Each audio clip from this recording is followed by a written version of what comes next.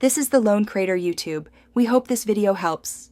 In this video, I will explain how to make 5-cheese Ziti Al Forno. First, let's gather our ingredients. You'll need 1 pound of ziti pasta and a 28-ounce can of crushed tomatoes for the base.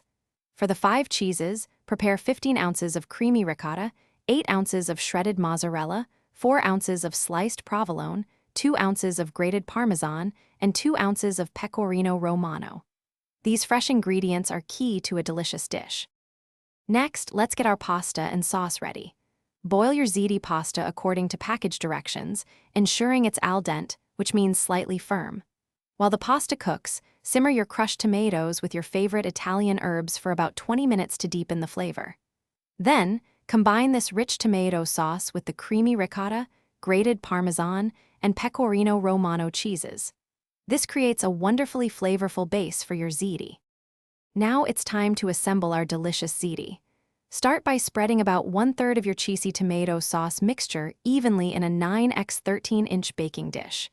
Next, layer half of your cooked ziti over the sauce, followed by half of the shredded mozzarella. Repeat these layers once more. Finally, top the dish with the remaining sauce, mozzarella, and the provolone slices. Bake at 375 degrees Fahrenheit for 25 to 30 minutes until bubbly and golden.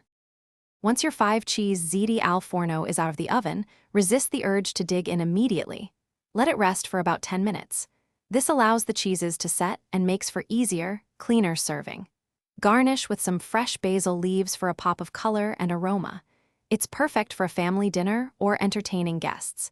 Be sure to check the description for a link to the new Kindle Paperwhite and other great deals. Enjoy your homemade, comforting meal. Thanks for watching. Consider subscribing if we helped you.